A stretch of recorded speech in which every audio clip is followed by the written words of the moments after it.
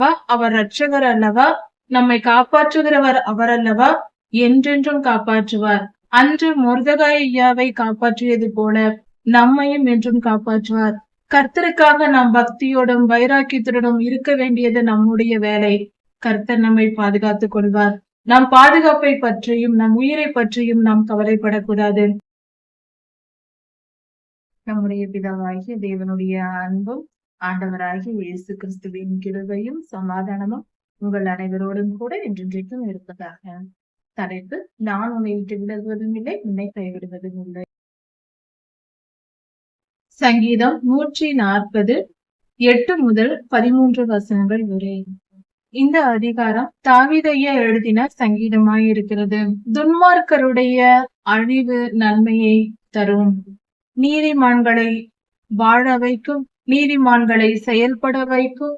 நீதிமான்கள் தாங்கள் கர்த்தருடைய சித்தத்தை தடையில்லாமல் சுலபமாக, தெளிவாக, நிறைவாக செய்யும்படியாக செய்யும். ஏனென்றால் துன்மார்க்கரின் தடைகள் அவர்களுக்கு இருக்காது. கர்த்தர் நல்லவர். அவர் நம்மை காக்கிற தேவனாயிருக்கிறார். அவர் நம்மை எப்பொழுதும் பாதுகாக்கிற தேவனாயிருக்கிறார். கர்த்தர் துன்மார்க்கருக்கு அழிவை கொடுத்து, அவர்கள் செய்த பாவத்திற்கு தண்டனையை கொடுத்து, நீதிமான்களை காப்பாற்றுகிற தேவனாயிருக்கிறார். நாம் கர்த்தருடைய வழிகளில் நடந்து பொதுவாக சமுதாயத்தில் பேசுவதுண்டு. சிலர் சொல்லலாம், அதாவது அநியாயம் செய்தால்தான் வாழ முடியும், பெரிய பணக்காரராக முடியும், அப்படி என்றெல்லாம். ஆனால் அந்த எண்ணம் தவறானது. நீதியே என்றும் நிலைத்திருக்கும், அநியாயம் அக்கிரமம் என்றும் வாழாது. இதை புரிந்து கொள்ள வேண்டும். கர்த்தருடைய பிள்ளைகள் நீதிமான்களாய் வாழ வேண்டும். நீதியின்படி தங்கள் வாழ்க்கையை நடத்த வேண்டும். எந்த காரியத்திலும் நீதியும் ஞானமாய் இருக்க வேண்டும். அக்கிரமக்காரர்கள் அழிக்கப்படுவார்கள். கர்த்தரே இதை செய்வார். அப்படி நாம் நீதிமான்களாய் வாழும்போது நமக்கு தீமை செய்கிறவர்கள் நம்மை சூழ்ந்து கொள்வார்கள். சில சமயங்களில் நடக்கும். தீமை செய்கிறவர்கள் நம்மை அழித்துவிட வேண்டும், நம்முடைய நற்பெயரை கெடுக்க வேண்டும், அல்லது நமக்கு எப்படியாவது தீவினை செய்து, தீய காரியங்களை செய்து, நம் முயற்சிகளுக்கு தடையாய் இருந்து அவர்களை வீழ்த்தி விட வேண்டும், அவர்கள் வாழ்க்கையில் முன்னேறக்கூடாது என்று அவர்கள் விரும்புவார்கள். இப்படிப்பட்டவர்களே தீவினை செய்கிறவர்களாயிருக்கிறார்கள். அப்படிப்பட்டவர்கள் நம்மை சூழ்ந்து கொள்ளும் பொழுது, அப்படி அவர்கள் உதடுகள் தீவினையை பேசும். அந்த வார்த்தைகள், அவர்களுடைய செயல்கள் நம்மை தாக்காமல் அது அவர்களையே தாக்கட்டும் ஆண்டவரே. அவர்கள் நமக்கு செய்யும் தீங்கை கர்த்தரே அவர்கள் பேரில் வர வைப்பார். அதாவது இதற்கு உதாரணமாக எஸ்தர் ராஜாத்தின் புஸ்தகத்தில் இருக்கிறது. ஆமான் யூத மனுஷனான நீதிமானான மொர்தெகாய்க்கு தூக்கு மரம் செய்வித்தான். துன்மார்க்கன் ஆமான் அவன் தூக்கு மரம் செய்ய வைத்தான். எப்படியாவது மொர்தெகாயை இன்று இந்த தூக்கு மரத்தில் 100 அடி உயரமுள்ள தூக்கு மரம், அதில் தூக்கி மொர்தெகாய் ஐயாவை கொன்று போட வேண்டும் என்று அவன் திட்டமிட்டான். ஆனால் அந்த மரம் செய்ய வைக்கப்பட்டு அடுத்த நாளில் 24 மணி நேரத்தில் ஆமானே அதே தூக்கு மரத்தில் கொன்று போடப்பட்டான். ஏன் இப்படி நடந்தது? கர்த்தர் இப்படி நீதியாய் நியாயம் செய்தார். மொர்தெகாய் பரிசுத்தவானாய் இருந்தார், கர்த்தருக்கு பயந்தவராய் இருந்தார். யாருக்கும், அதாவது ஆமானை வணங்காமல் கர்த்தருக்கு பயந்து மனிதனை வணங்க மாட்டேன் என்று தைரியமாய் இருந்தார். கர்த்தருக்கு பரிசுத்தமாய் வாழ்ந்தார். அவருக்காக கர்த்தரை இறங்கி வந்து அவரை காப்பாற்றினார். வேற என்ன சொல்ல? கர்த்தர் காப்பாற்றுகிற தெய்வம் அல்லவா? அவர் இரட்சகர் அல்லவா? நம்மை காப்பாற்றுகிறவர் அவர் அல்லவா? என்றென்றும் காப்பாற்றுவார். அன்று மொர்தெகாய் ஐயாவை காப்பாற்றியது போல நம்மையும் என்றும் காப்பாற்றுவார். கர்த்தருக்காக நாம் பக்தியோடும் வைராக்கியத்துடனும் இருக்க வேண்டியது நம்முடைய வேலை. கர்த்தர் நம்மை பாதுகாத்துக் கொள்வார். நம் பாதுகாப்பை பற்றியும் நம் உயிரை பற்றியும் நாம் கவலைப்படக்கூடாது. கர்த்தருக்கு பிரியமாய் நடக்க வேண்டும். கர்த்தர் பெரியவர், அவர் பெரிய காரியங்களை செய்கிறவர். அவருடைய செயல்களை நம்மால் புரிந்து கொள்ள முடியாது, அந்த அளவுக்கு ஆச்சரியமானவைகளை செய்கிறவர். கர்த்தர் பெரியதாய் நற்காரியங்களை செய்து நம்மை காப்பாற்றுவார். துன்மார்க்கனை அழித்து அவன் போடும் திட்டங்களை அவனுக்கே போட்டு அவனை அடித்து நம்மை காப்பாற்றுவார். அவர் பெரியவர், அவர் நல்லவர். நெருப்பு தழல் அவர்கள் மேல் விழுவதாக. துன்மார்க்கரின் மேல் இப்படி விழ வேண்டும் என்றால், இந்த காலத்தில் நாம் அதை சரியாக சொல்ல வேண்டும் என்றால், துன்மார்க்க செயல்கள் மேல் அப்படி நடக்க வேண்டும். மனிதர்கள் மேல் என்று சொல்வதை விட துன்மார்க்கர் செயல்கள் மேல், அதாவது தீயவர்கள் என்று ஒரு கூட்டம் உண்டு, திருந்தாதவர்கள் என்று கூட்டம் உண்டு. தீயவர்களை கர்த்தர் மன்னிப்பார், பாவிகளை மன்னிப்பார்.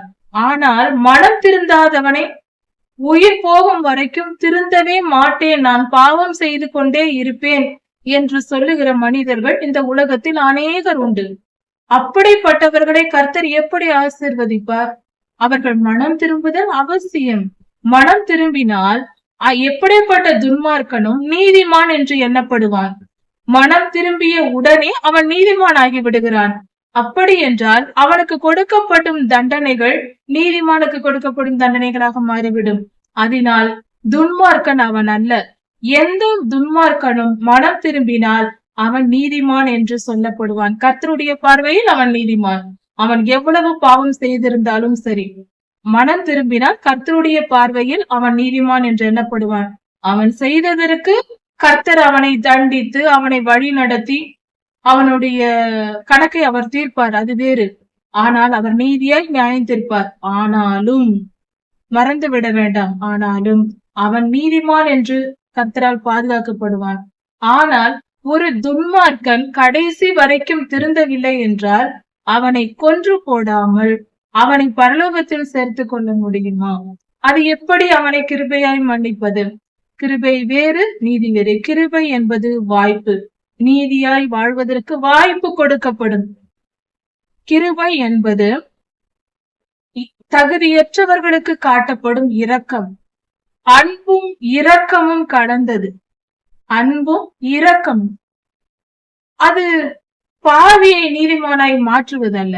பாவி என்று சொல்லப்படுபவனை நீ நீதிமான் என்று சொன்னால் எந்த மாற்றமும் அவனிடத்தில் ஏற்படாதபடி, அப்படிப்பட்ட திருந்தாதவர்கள், பலருக்கு தீவினையை விதைப்பவர்கள், இரத்த பிரியர்கள், பலரை கொலை செய்ய நினைப்பவர்கள், இப்படிப்பட்டவர்கள் துன்மார்க்கர் என்று சொல்லப்படுகிறார்கள். கர்த்தருக்கு விரோதமாய் செயல்படுபவர்கள், தேசங்களுக்கு விரோதமாய் செயல்படுகிறவர்கள், இப்படிப்பட்டவர்களை துன்மார்க்கராய் இருக்கிறார்கள்.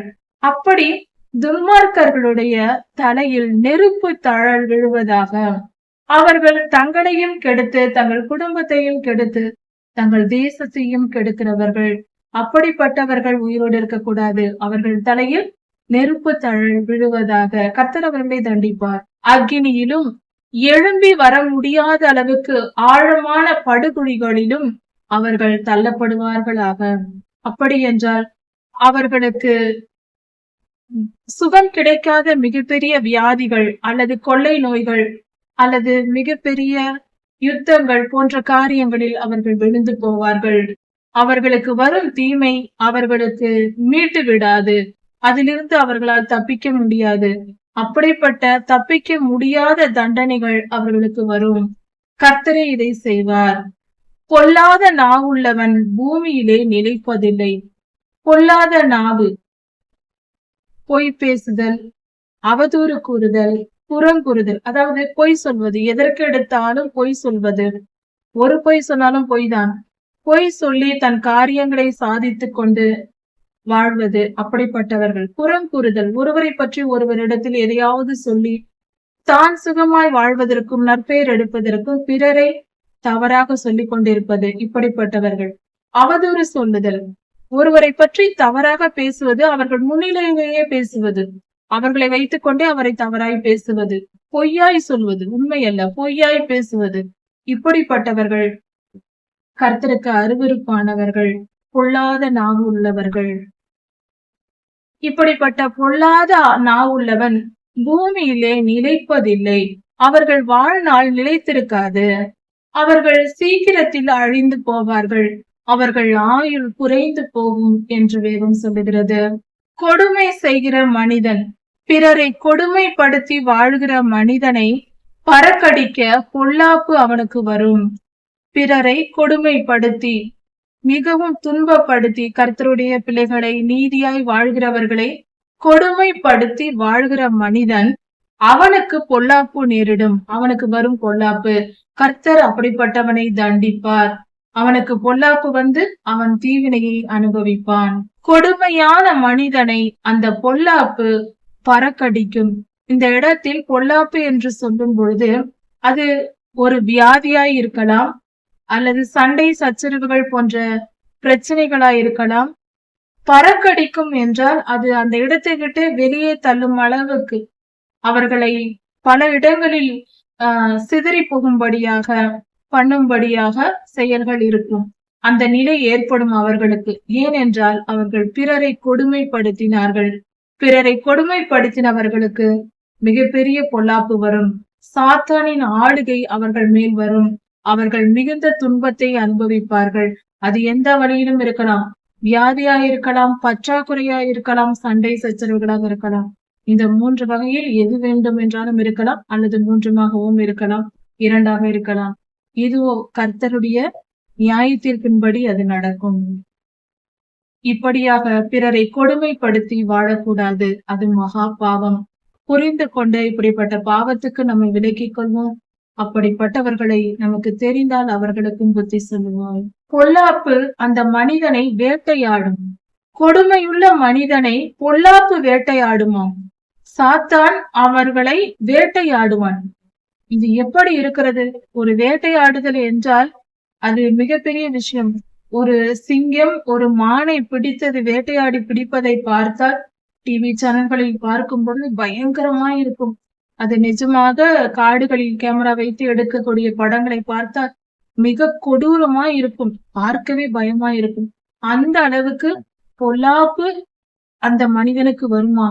தீவினை வருமா? அது எவ்வளவு துன்பமான காரியம். பிறரை கொடுமைப்படுத்துகிறவர்களுக்கு சிலர் சிறு பிள்ளைகள் என்று கொடுமைப்படுத்துவார்கள், சிலர் பெண்கள் என்று கொடுமைப்படுத்துவார்கள், சிலர் முதியவர் என்று கொடுமைப்படுத்துவார்கள்.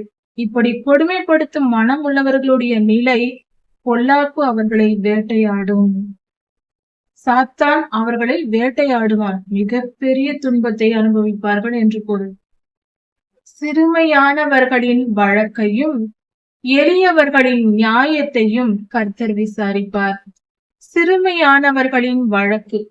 சிறுமையானவர்கள் என்றால் ஏழைகள் என்று மட்டும் சொல்ல முடியாது. ஏழைகளும் சிறுமையானவர்களே. ஆனாலும் மனதளவில் ஏழையாயிருப்பவர்கள், மனதளவில் தாழ்மையோடு, அதாவது கள்ளம் கபடம் இல்லாமல் சிறு குழந்தையின் மனதை போல இருப்பவர்கள், அவர்களே எளியவர்களா இருக்கிறார்கள்.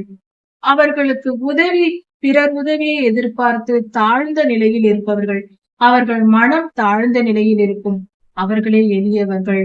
சிறுமையானவர்கள் என்றால் பணக்காரர்களா இருக்கலாம், பதவி படிப்பு எல்லாமே இருக்கலாம்.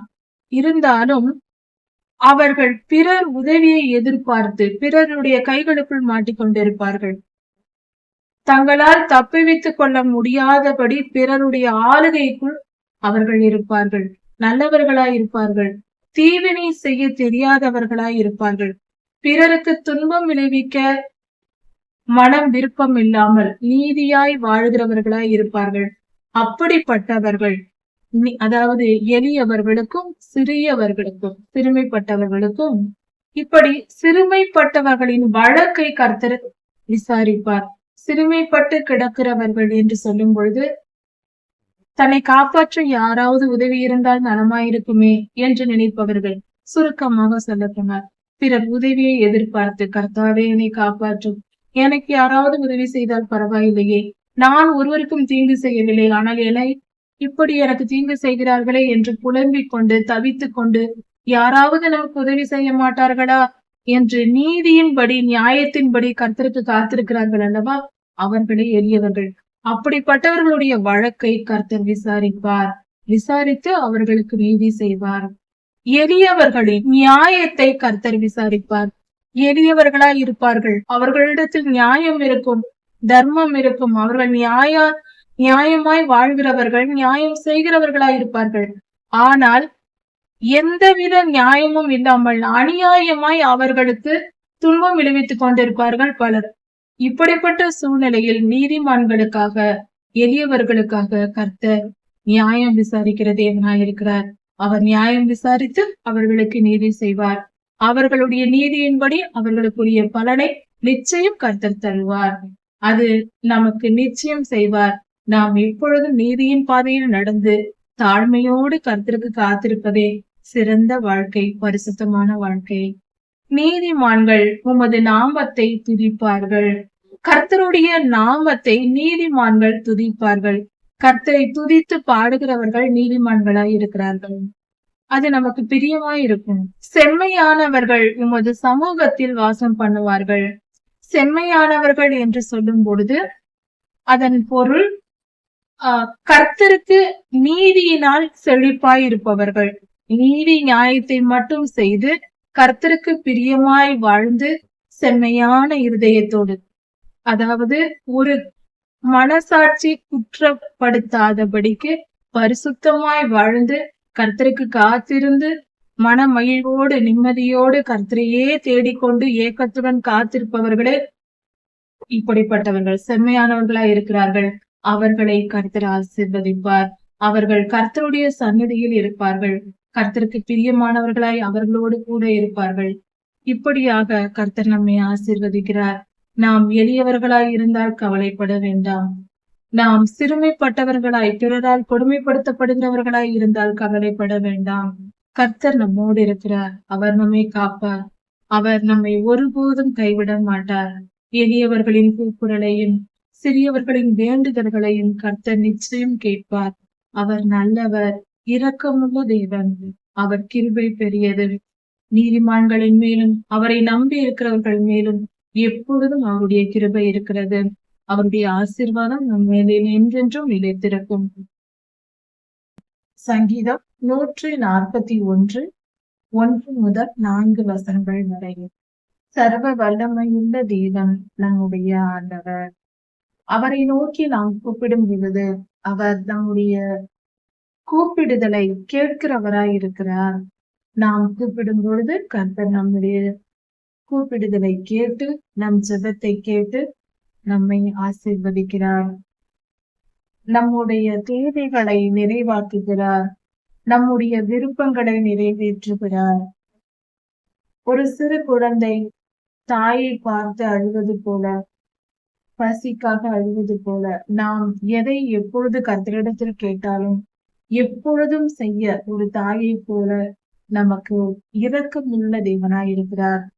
தன் பிள்ளையை, தன் குழந்தையை நேசிக்கிற தாயை போல அவர் நம்மை நேசித்து நமக்கு தேவையில்லை எல்லாம் நிறைவாக்குகிற ஆண்டவராய் இருக்கிறார். நாம் கர்த்தரை நோக்கி கூப்பிடும் பொழுது கர்த்தர் நம்மிடத்தில் வர தீவிரமாய் இருக்கிறார். அவர் நம்மிடத்தில் தீவிரமாய் வருவார். தாமதிக்க மாட்டார். நாம் கூப்பிடும் பொழுது உடனே வந்து நம்முடைய குறைகளை நிறைவேற்றுவார். நம் வேண்டுதல் விண்ணப்பங்களை எல்லாம் கேட்பார். நம்முடைய வலிகள் வேதனைகள் எல்லாவற்றையும் நீக்கி போடுவார். அவர் சர்வ வல்லமையுள்ள தேவன்.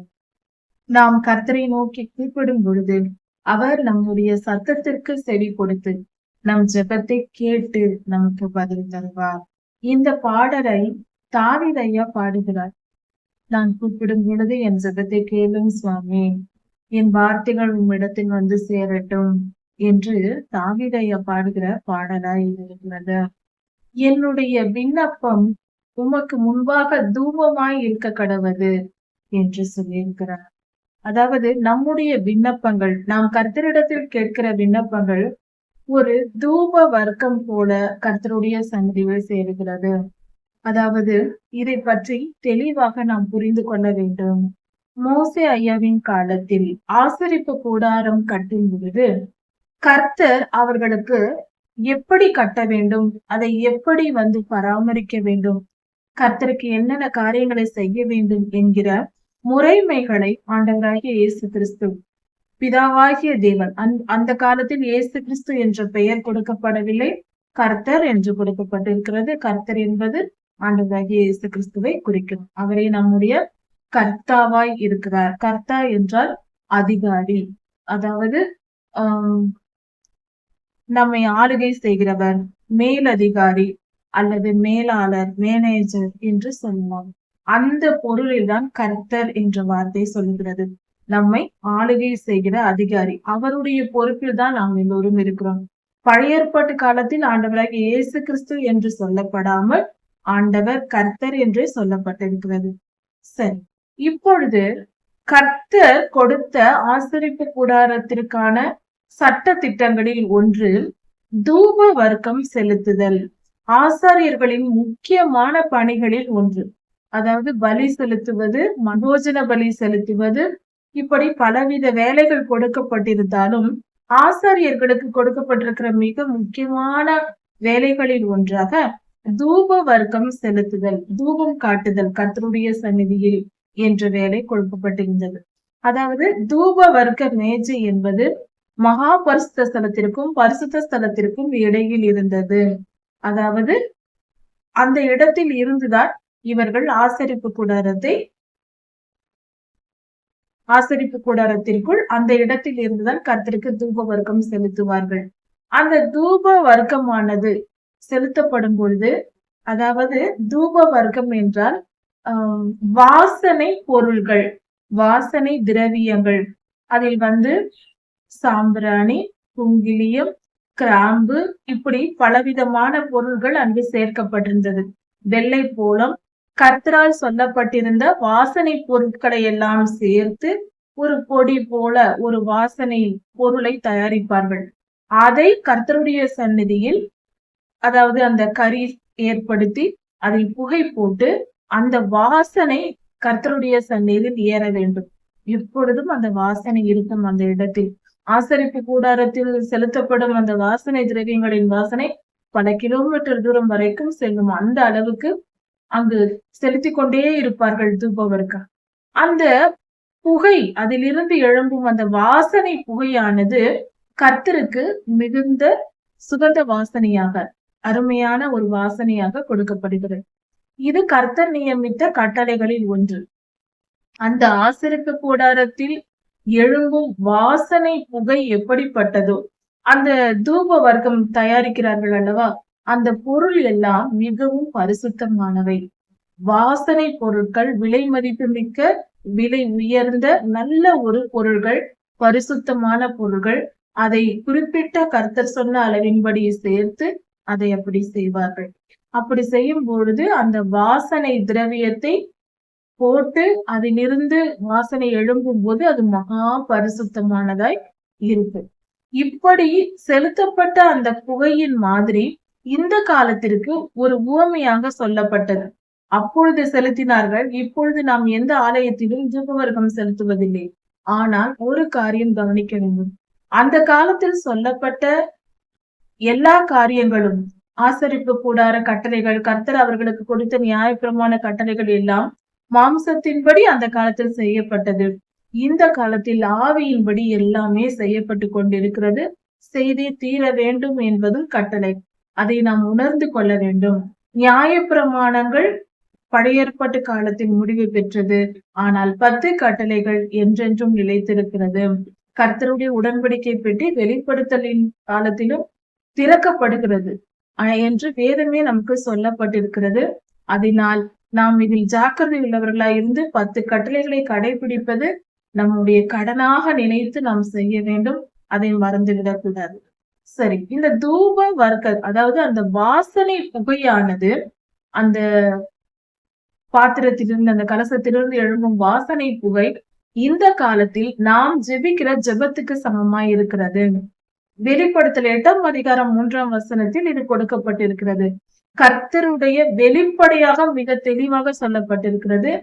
பலிபீடத்தில், பரலோகத்தில் இருக்கிற பலிபீடத்தின் அடியில் அந்த வாசற்படியில் நின்றிருக்கிற ஒரு தேவதூதர், அவர் மிகுந்த தூப வர்க்கம் அவருக்கு கொடுக்கப்பட்டதாம். கர்த்தருக்கு முன்பாக கலசத்தை போட்டு அந்த வாசனை புகை வரும்படியாக செய்வதற்காக அவர்களுக்கு அந்த வாசனை பொருள்கள் கொடுக்கப்பட்டதாம்.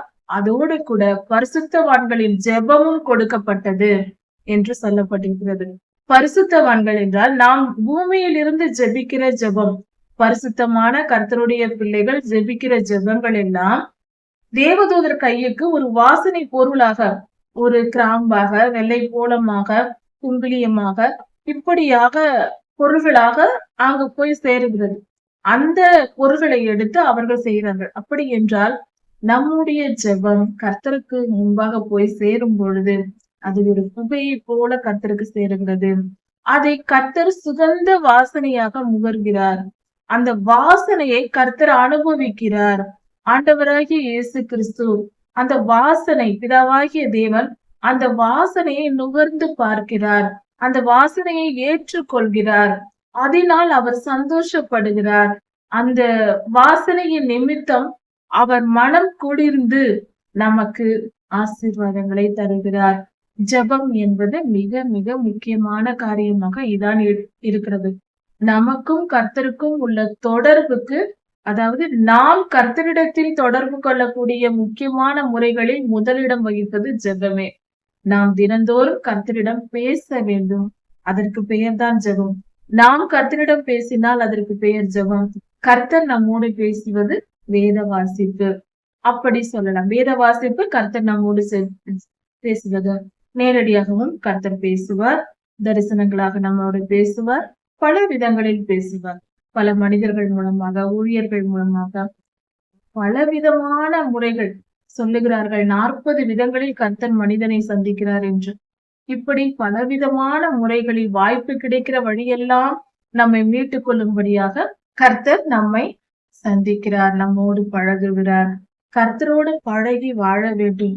எங்கேயோ ஒரு தெய்வம் இருக்கிறார், நாம் எங்கேயோ இருக்கிறோம் என்று அல்ல. அவர் நம்மோடு இணைந்திருக்கிறார், நாம் அவரோடு இருக்கிறோம். அந்த உணர்வு நமக்கு வர வேண்டும். ஏனென்றால் அது கற்பனை அல்ல, நாம நினைத்து கொள்ளக்கூடாது, நிஜம். அதுதான் நிஜம். அதை புரிந்து கொள்ளாமல் கண் மறைக்கப்பட்டவர்களாய் நாம் இருக்கக்கூடாது. கர்த்தர் நம்மோடு பேசிக் கொண்டிருக்கிறார், அதை நாம் உணர்கிறோமா? கர்த்தர் நம்மை வழி நடத்துகிறார், அதை உணர்கிறோமா? கர்த்தரிடத்தில் நாம் செய்கிற ஜபங்கள் போய் சேருகிறது. கர்த்தர் அதற்கு பலன் தருகிறார். அதை நீங்கள் உணர்ந்திருக்கிறீர்களா? அதை நாம் உணர்ந்து கொள்ள வேண்டும். இதை நான் தாவீதையா சொல்லியிருக்கிறார். வெளிப்படுத்தல் 8:3 சொல்லியிருப்பது போல, மோசேயாவின் காலத்தில் ஏற்படுத்தப்பட்ட ஆசரிப்பு கூடாரத்தில் செலுத்தப்பட்ட தூப வர்க்கத்தின் போயை போல இங்கு தாவீதையா சொல்லுகிறார், என் விண்ணப்பம் உமக்கு முன்பாக தூப வர்க்கமாக வரட்டும். அதாவது தூபமாக ஏறெடுக்கிறேன் ஆண்டவரே என்று சொல்லுகிறார். நம் ஜெபங்கள் புகையை போல, வாசனை நிறைந்த புகையை போல கர்த்தருடைய சந்நிதியில் போய் சேருகிறது. என் கையெடுப்பு அந்தி பலியாக இருக்க கடவுது என்று சொல்லுகிறார். நம்முடைய கையெடுப்பு, நாம் கையெடுப்பு என்றால் நாம் கைகளை உயர்த்தி கையை கும்பிட்டு நாம் கர்த்தரை வணங்குகிறோம். அந்த கையெடுப்பு அந்தி பலியாக இருக்கிறது என்று சொல்லுகிறார். அந்தி பலினா மாலையில் செலுத்தும் பலியாக. மாலையில் நாம் கர்த்தரை நோக்கி ஜெபிக்க வேண்டும். தினந்தோறும் மாலை 6 மணி என்பது ஒரு நாளின் துவக்கமாய் இருக்கிறது தோராயமாக. அதனால் அந்த நேரத்தை நியமித்து ஒவ்வொரு நாளும் முதல் நேரமான அந்த நேரத்தில் நாம் கர்த்தரை நோக்கி ஜெபிப்பது மிகவும் நல்லது. அந்த பழக்கத்தை ஏற்படுத்தி கொள்ள வேண்டும். அதிகாலையில் ஜெபிப்பது மிகவும் நல்லது. இந்த 2 ஜெபங்களையும் விட்டுவிடக் கூடாது. தினந்தோறும் அதிகாலையிலும் மாலை 6 மணியிலும் 7 மணியிலும் நாம் ஜெபிக்கலாம். ஏதாவது ஒரு நேரத்தை நியமித்து ஜெபிப்பது நமக்கு நல்லது. நம் வாய்க்கு கர்த்தர் காவல் வைக்க வேண்டும். நம் வாயானது மிகவும் பாதுகாக்கப்பட வேண்டியது, அடக்கி வைக்கப்பட வேண்டியதா இருக்கிறது. கர்த்தர் சொல்லியிருக்கிறார், ஒருவன் நாவை அடக்காமல் தேவ பக்தி உள்ளவன் என்று சொல்லிக் கொள்ளாதே என்று சொல்லியிருக்கிறார். உன் நாவை உன்னால் அடக்க முடியவில்லை என்றால் நான் கர்த்தருக்கு பயந்தவன், கர்த்தரிடத்தில் பக்தி உள்ளவன் என்று சொல்லிக் கொள்ளக்கூடாதாம். அப்படி என்றால் தேவ பக்தியுள்ள எவனும் தன் நாவை அடக்குவான் என்பது பொருளாகிறது. நாவை அடக்குதல் என்றால் என்ன? நாம் எதை பேச வேண்டும் என்று முடிவு செய்கிறோமோ அதை பேச வேண்டும். எதை பேசக்கூடாது என்று நினைக்கிறோமோ அதை பேசக்கூடாது. வேத வசனங்களின்படி நாம் வாழ வேண்டும். வேத வசனத்திற்கு ஏற்றபடி அதில் சொல்லப்பட்டவைகளை கை கொண்டு கர்த்தருக்கு பிரியமானபடி வாழ வேண்டும். அதை மீறின செயல்களை நாம் பேசக்கூடாது, செய்யக்கூடாது. இது கர்த்தருடைய வார்த்தையின்படி நாம் செய்ய வேண்டும். கர்த்தாவே, என் உதடுகளின் வாசலை காத்துக் கொள்ளும். என் வாய் என்றும் உதடு என்று சொல்லப்பட்டிருக்கிறது நம்முடைய பேச்சை குறிக்கிறது.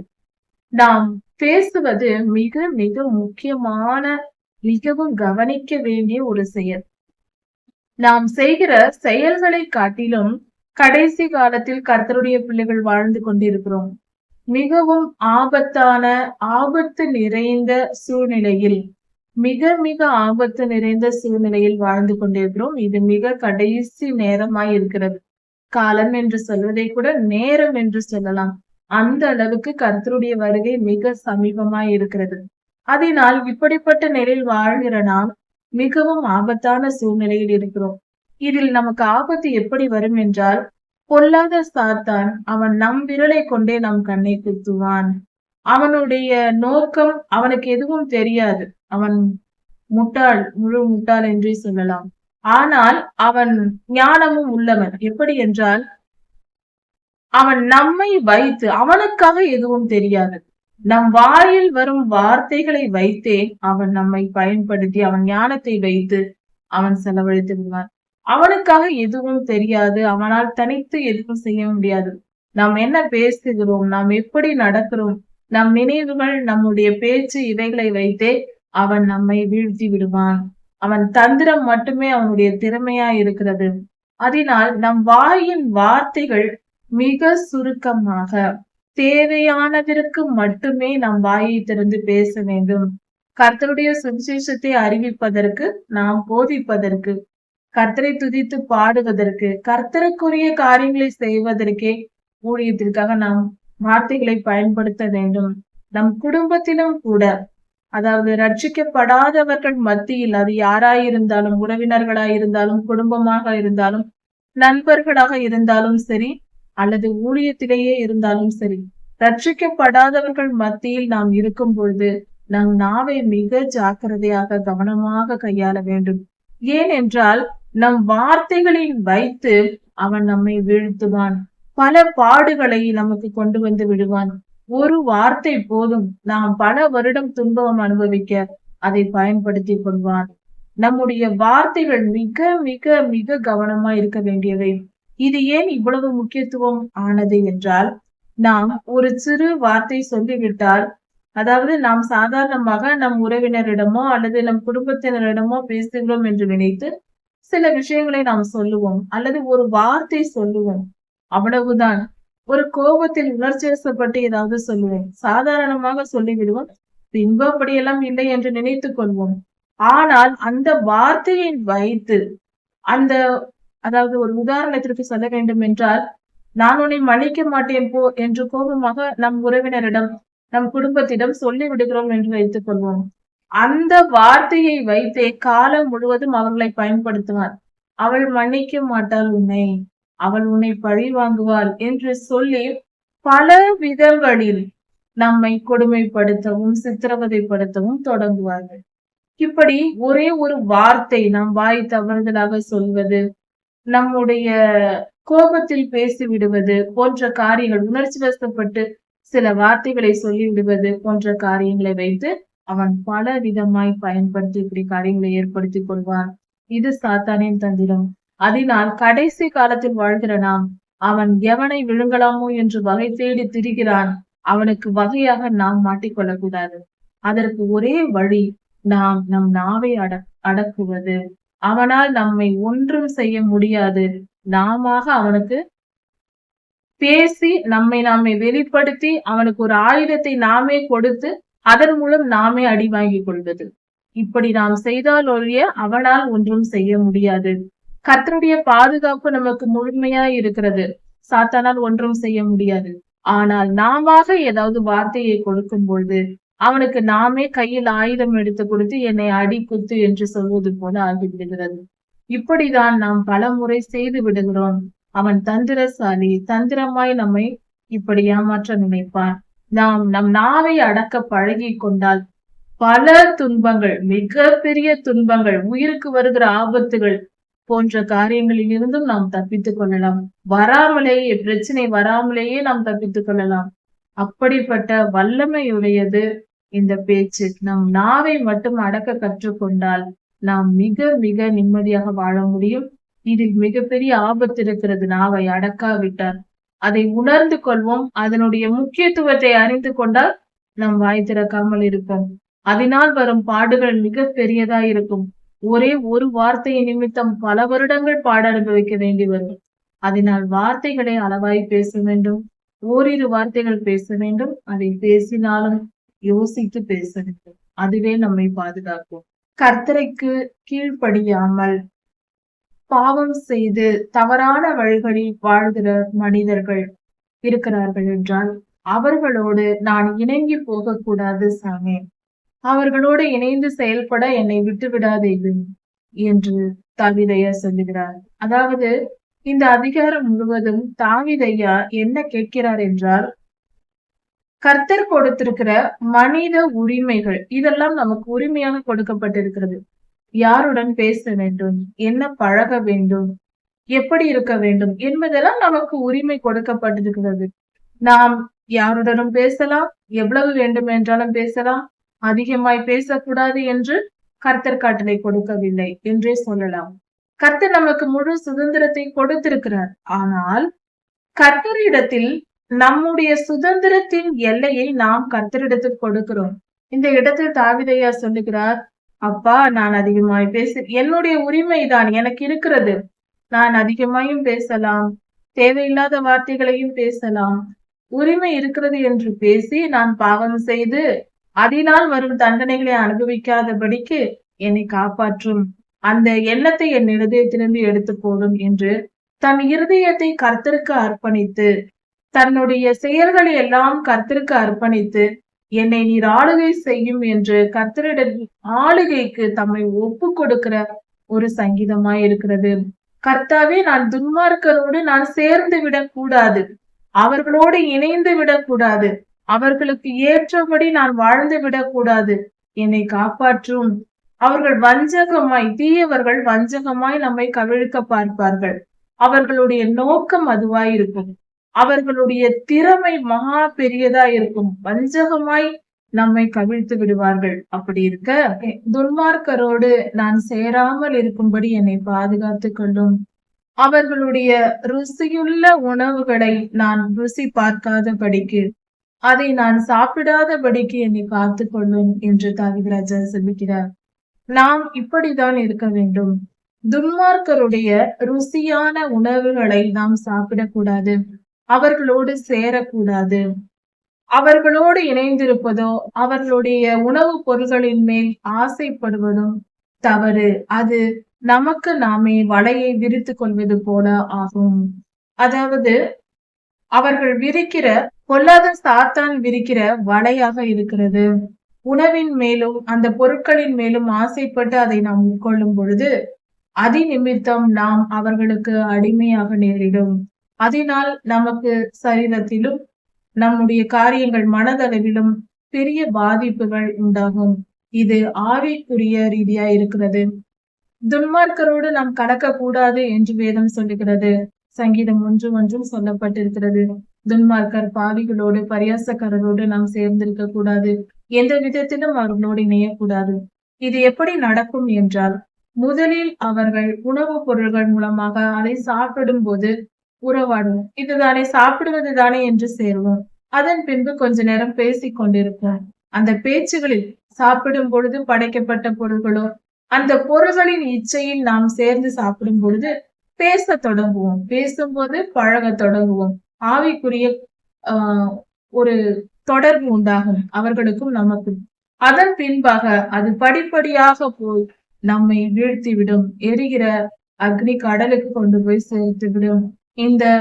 இதற்கு ஆதாரம் ஆதாம் ஏவாள் காலத்தில் நடந்த ஏவலமா பசித்த அந்த உணவு பொருள், அந்த பழமே நமக்கு ஆதாரமாக இருக்கிறது. சாப்பிடக்கூடிய ஒரு பொருள் தான் இந்த உலகத்திற்கு பாவத்தை கொண்டு வந்தது. அதனால் சாப்பிடும் பழக்கம் என்பது சாதாரண விஷயம் அல்ல. மிக கவனமாய் இருக்க வேண்டிய காரியம். என்ன ஒரு பழம் தானே, இதுதானே என்று சாப்பிட்டு விடக்கூடாது. எதை சாப்பிட்டாலும் கவனமாய் இருக்க வேண்டும். அதாவது பரிசுத்த ஆவிக்குரிய பரிசுத்தம் உள்ள பொருள்களை மட்டுமே நாம் சாப்பிட வேண்டும். சங்கீதம் 141 மற்றும் 142ஆம் அதிகாரம். நம்முடைய வாழ்க்கையில் நாம் யாருக்கு செவி கொடுக்க வேண்டும், யாருடைய கடிந்து கொள்ளுதலை ஏற்றுக்கொள்ள வேண்டும் என்பதை குறித்து இந்த அதிகாரத்தில் சொல்லப்பட்டிருக்கிறது. பரிசுத்தமாய் வாழ்வதற்கான வழி என்ன என்பது சொல்லப்பட்டிருக்கிறது. நம்முடைய வாழ்க்கை மிக சரியாக இருக்க வேண்டும், கர்த்தருக்கு பிரியமானதாய் இருக்க வேண்டும் என்றால் இந்த காரியங்களை நாம் கடைபிடித்து வாழ வேண்டும். நீதிமான் என்னை தயவாய் குட்டட்டும். என் தலையில் குட்டி, சிறு பிள்ளைகளை தலையில் குட்டி படிக்க வைப்பார்கள், அவர்களை நற்காரியங்களை சொல்லிக் கொடுப்பார்கள். அது போல நீதிமான் என்னை தயவாய் குட்டி கடிந்து கொள்ளட்டும், என்னை கண்டித்து வழி நடத்தட்டும். நீதிமான் என்னை கண்டித்தால் அதை நான் ஏற்றுக்கொள்கிறேன். அவர் ஒரு பரிசுத்தவான் என்னை கண்டித்து நீ செய்வது தவறு என்று கடிந்து கொண்டு கோபமாய் பேசி அல்லது நம்மை ஒரு அடி அடித்து நம்மை திருத்தினாலும் அதை தயவாய் நாம் ஏற்றுக்கொள்ள வேண்டும். நீதிமான் கைகளால் அடிபட்டு அவர்களால் கண்டிக்கப்பட்டு நாம் வளர்க்கப்படுவது நமக்கு அது ஒரு பாக்கியமாய் இருக்கிறது. நீதிமான் என்னை கடிந்து கொள்ளட்டும், என் தலையில் குட்டி என்னை வழி நடத்தட்டும், நான் அதை மனப்பூர்வமாய் ஏற்றுக்கொள்கிறேன் என்று தாவீது சொல்லுகிறார். இது எவ்வளவு பெரிய காரியமாய் இருக்கிறது, எவ்வளவு தாழ்மையான குணம், பரிசுத்தத்தின் வாஞ்சை எந்த அளவுக்கு இருக்கிறது, கர்த்தருக்கு பிரியமாய் நடக்க வேண்டும் என்கிற அக்கறை எவ்வளவு இருக்கிறது. இப்படிதான் நம்முடைய வாழ்க்கையில் இருக்க வேண்டும். இதை நாம் கடைபிடித்து வாழ வேண்டும். கர்த்தருடைய பரிசுத்தவான்கள் நமக்கு தெரியும், எந்த ஊழியக்காரர் பரிசுத்தமானவர், அவர் எப்படி நமக்கு போதிக்கிறார் என்று. அப்படிப்பட்டவர்கள் நம்மை கடிந்து கொண்டு வழி நடத்தும் பொழுது தாழ்மையாய் தலைகுனிந்து நாம் ஏற்றுக்கொள்ள வேண்டும். அதை அவர்கள் என்னை கண்டிக்கிறார்கள், எனக்கு வேதனை உண்டாக்கும்படி பேசுகிறார்கள் என்று நினைக்க கூடாது. நம்மை சிரிக்க வைத்து பேசுகிறவர்கள் நமக்கு தீமை செய்ய நினைப்பார்கள், நம்மை சந்தோஷப்படுத்தி ஏதாவது ஒரு காரியத்தை நம்மிடம் பெற நினைப்பார்கள். நம்மிடத்தில் கோபமாய் பேசுகிறவர்கள் நம்மிடத்தில் எதையும் எதிர்பார்க்க மாட்டார்கள். அவர்கள் நம்முடைய நன்மைக்காக அவர்கள் பேசுவார்கள். நீதிமான்கள் கோபமாய் பேசும் பொழுது அதை நாம் ஏற்றுக்கொள்ள வேண்டும். அதை ஏற்றுக்கொள்வது நமக்கு நல்லது. இந்த அதிகாரத்தில் சொல்லப்பட்டிருக்கிறது எல்லாம் ஆவியின் கனிகளில் ஒன்றான நற்குணங்கள் என்று சொல்லப்பட்டிருக்கிற அந்த நற்குணங்கள் எல்லாம் இங்கு கொடுக்கப்பட்டிருக்கிறது என்று சொல்லலாம். மிக தெளிவாக அவைகளை நாம் கடைபிடிக்கலாம். நீதிமான்கள் நெருக்கப்பட்டு அவர்கள் என்னை கண்டித்து குட்டி என்னை வழி நடத்துகிறார்கள். அப்படி இருக்கும் பொழுது அவர்கள் இக்கட்டுகளில் அகப்பட்டு கொண்டால், அவர்களுக்கு துன்பம் நேரிட்டால் நான் அவர்களுக்காக ஜெபம் பண்ணுவேன். உண்மையான ஊழியக்காரர்கள் பலர் எப்பொழுதும் கண்டிப்பாக உபத்திரவத்தையும் பாடுகளையும் அனுபவித்துக் கொண்டுதான் இருப்பார்கள். உண்மையான கர்த்தருடைய பிள்ளைகளுக்கு அது இவ்வுலகத்தில் நியமிக்கப்பட்டிருக்கிறது. அப்படி அவர்களுக்காக அவர்கள் பாடனுபவிக்கும் பொழுது அவர்கள் பாடுகளை சுமக்க அவர்கள் பலன் பெறும்படியாகவும் அவர்கள் வேதனை நீங்கும்படியாகவும் நாம் அவர்களுக்காக ஜெபிக்க வேண்டும். அவர்கள் மேல் அக்கறை எடுத்துக்கொள்ள வேண்டும், அன்பாய் இருக்க வேண்டும். நீதிமான்களாய் இருப்பவர்கள், நியாயாதிபதிகளாய் இருப்பவர்கள், கர்த்தருடைய வழிகளில் நடக்கிறவர்கள் அவர்கள் கீழே விழப்போகிறார்கள் என்கிற நிலை வருகிறது, அவர்களுக்கு விழுகை வருகிறது, அவர்களுக்கு ஒரு துன்பம் நேரிடுகிறது என்றால் அப்பொழுது என் வார்த்தைகள் அவர்களுக்கு இன்பமாய் இருக்கும். அவர்களுக்கு நான் உதவி செய்து அவர்களை பாதுகாத்து அவர்களுக்கு நன்மை செய்ய நான் நினைப்பேன், செய்வேன். அதை செய்து அவர்களை நான் சந்தோஷப்படுத்துவேன். அதாவது பரிசுத்தவான்கள், கர்த்தருடைய நீதிமான்கள் கஷ்டப்படும் பொழுது, அவர்கள் பாடனுபவிக்கும் போது நாம் ஓடி போய் உதவி செய்ய வேண்டும். அவர்கள் சந்தோஷப்படும்படியாக அவர்களுக்கு தேவையான எல்லா காரியத்தையும் செய்து அவர்களை நிறைவாக்க வேண்டும்.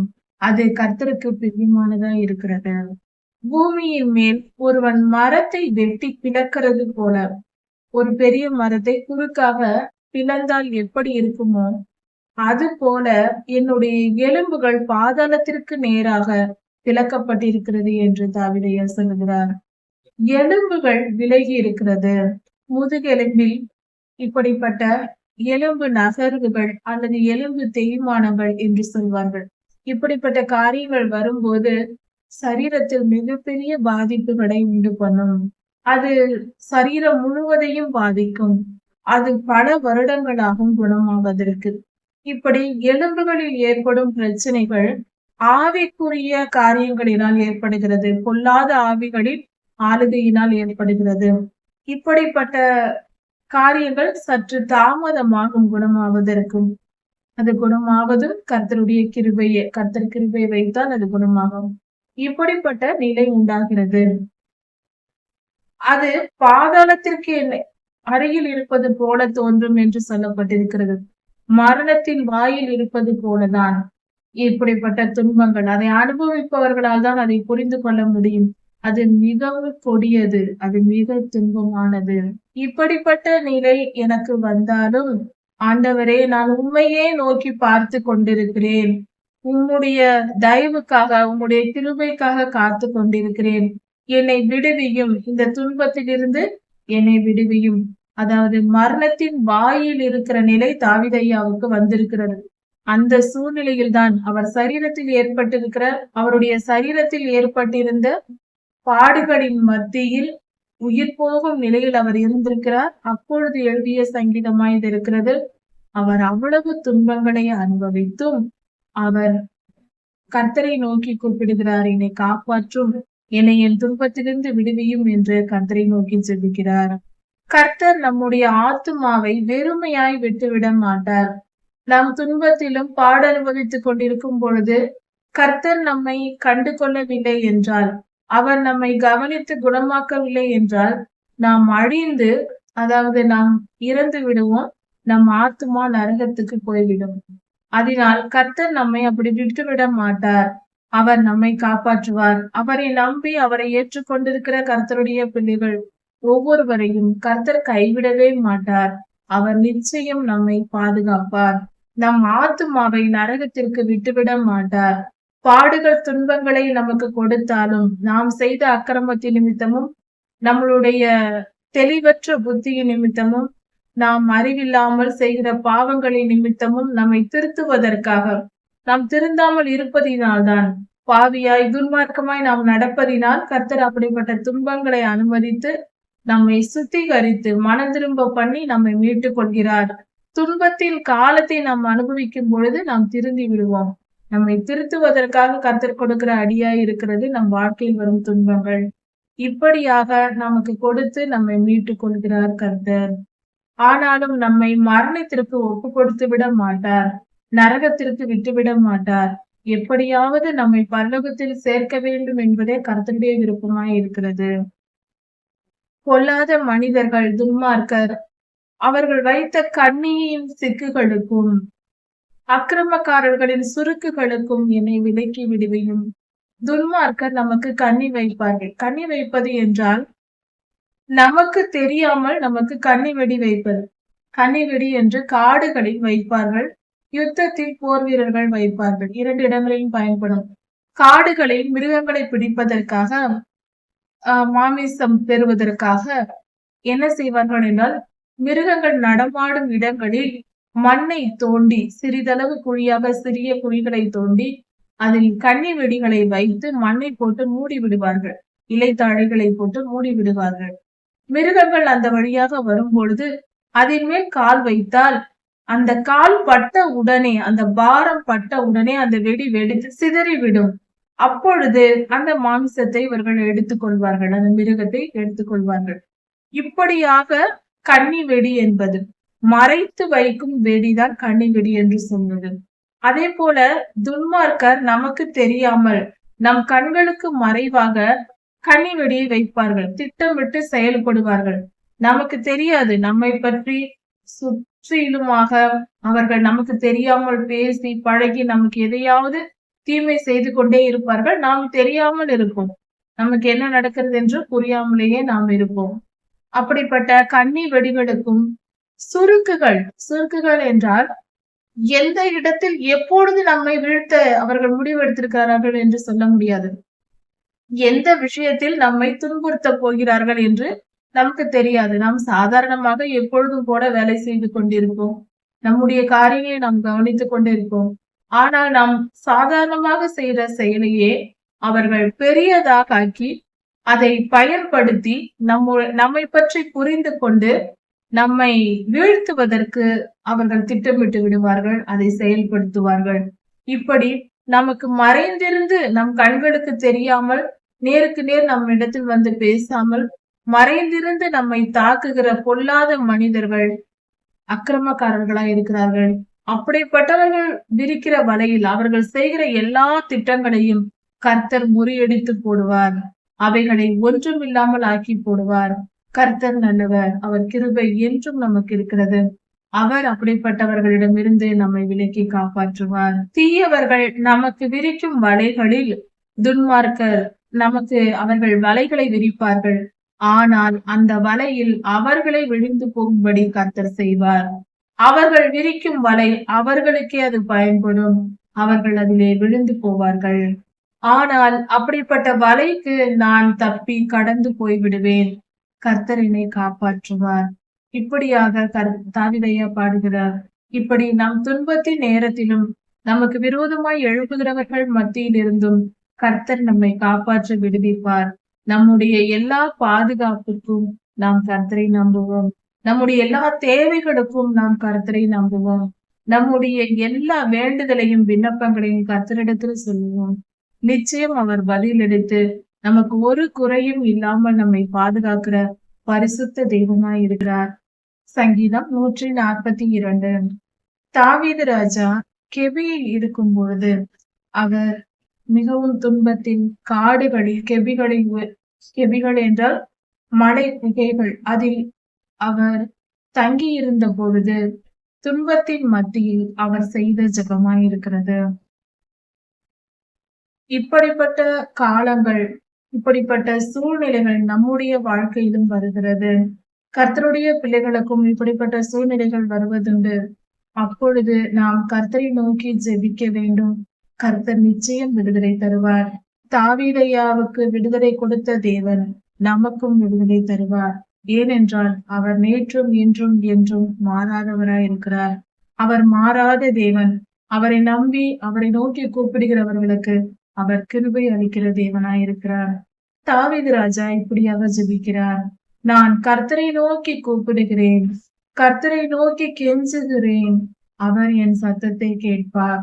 அந்த விசுவாசத்தோடு அவர் ஜெபிக்கிறார். நாமும் அதை புரிந்து கொள்ள வேண்டும். அதாவது ஜெபம் என்பது நம் இருதயத்தின் ஆழத்தில் இருந்து கர்த்தரை புரிந்து கொண்டு கர்த்தருடைய அன்பில் நிலைத்திருந்து நாம் செய்ய வேண்டும். கர்த்தருக்கு முன்பாக நம்முடைய சஞ்சலத்தை நாம் ஊற்றிவிட வேண்டும். நம் சஞ்சலம், மன வேதனை, மன குமுறல், நம்மால் தாங்க முடியாத வேதனை துடித்துக் கொண்டிருக்கிறார். அப்படிப்பட்ட ஒரு நிலை இருக்குமானால் நம் மனதில் இருக்கிற அந்த வேதனைகளை எல்லாம் சொல்லி கர்த்தருடைய பாதத்தில் ஊற்றிவிட வேண்டும். ஜெபமாக நாம் ஏறெடுத்து விட வேண்டும். கர்த்தாவே, என்னுடைய நிலை இப்படி இருக்கிறது, நான் இதை செய்கிறேன், எனக்கு இப்படி இருக்கிறது என்று எல்லாவற்றையும் கர்த்தரிடத்தில் ஊற்றிவிட வேண்டும். நம்முடைய நெருக்கத்தை கர்த்தரிடத்தில் சொல்ல வேண்டும். நாம் எப்பக்கத்தில் இருந்தும் நெருக்கப்படுகிறோம். கர்த்தருடைய பிள்ளைகள் எல்லோருக்கும் நடக்கக்கூடிய காரியம்தான். நாம் நினைத்து கொண்டிருப்போம், எனக்கு மட்டும்தான் இப்படி நடக்கிறது. நாம் துன்பத்தில் இருக்கும் போது நமக்கு தோன்றுகிற எண்ணங்கள் இவை. இப்படி தோன்றும், ஆனால் இல்லை. கர்த்தருடைய பிள்ளைகள் எல்லோரும் உபத்திரவம், இடுக்கம், நெருக்கம், சிறையிருப்பு போன்ற காரியங்களில் வழியாக நாம் நடந்து செல்ல வேண்டியவர்களே. அப்படி நாம் புடமிடப்படுகிறோம். வெள்ளியானது குகைகளில் புடமிடப்படுவது போல, தங்கத்தை புடமிடுவது போல கர்த்தர் நம்மை புடமிடுகிறார். நம்முடைய உபத்திரவத்தை நாம் அனுபவிக்கும் நாட்களில் கர்த்தர் நமக்கு கிருபை செய்ய வல்லவராய் இருக்கிறார். அவர் மனம் அவருக்கு இருக்கிறது. நாம் நம்முடைய துன்பத்தை எல்லாம் அவரிடத்தில் சொல்லிவிட வேண்டும். அந்த நேரத்தில் அவரை தேட வேண்டும். நாம் கர்த்தரை, சில பேர் அதிகமாய் துன்பம் அனுபவித்துக் கொண்டிருப்பார்கள். ஆனாலும் அந்த துன்பத்தின் மத்தியிலும் கூட கர்த்தரை தேட மாட்டார்கள். அப்பொழுது கூட ஏதாவது காரணம் சொல்லுவார்கள். மற்ற மனிதர்களை நம்புவார்கள், மற்ற விஷயங்களை, சூழ்நிலைகளை நம்புவார்கள்.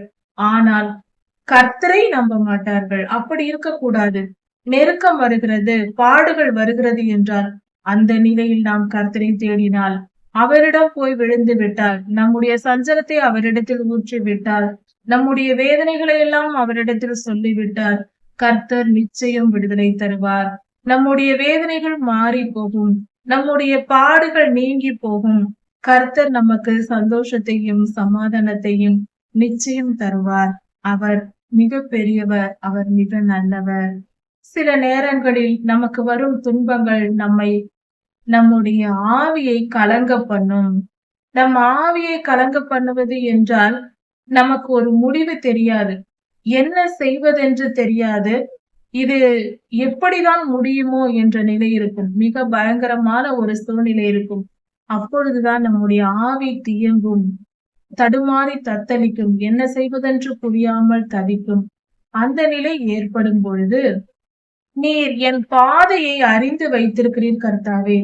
நான் எந்த பாதையில் நடந்து வருகிறேன் என்பதை நீர் அறிந்திருக்கிறீர். என்னை நீர் பாதுகாப்பீர். நான் எந்த பாதையில் நடந்து வருகிறேன் என்பது உமக்கு தெரியும்.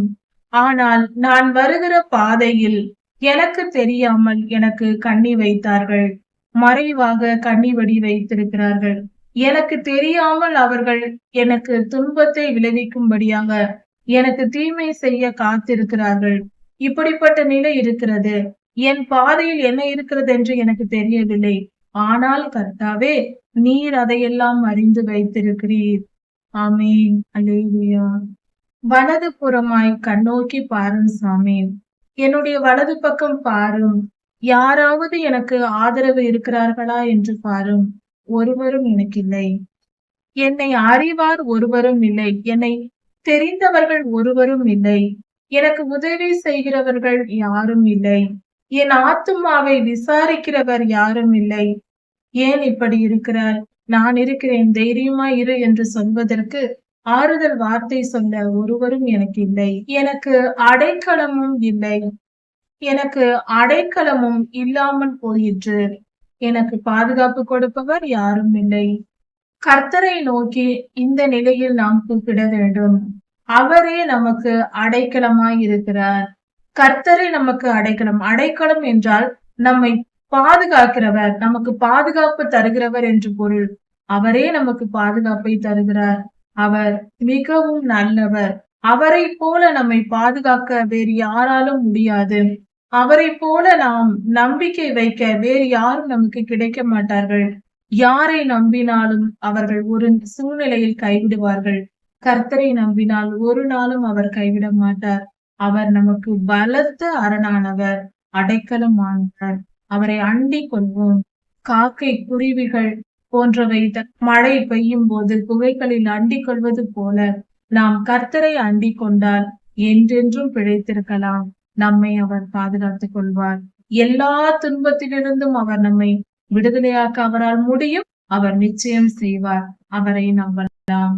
அவரை நம்புவோம். என்றென்றும் செழித்திருப்போம். கர்த்தர் உங்களை ஆசீர்வதிப்பாராக. இதன் தொடர்ச்சியை அடுத்த செய்தியில் பார்க்கலாம்.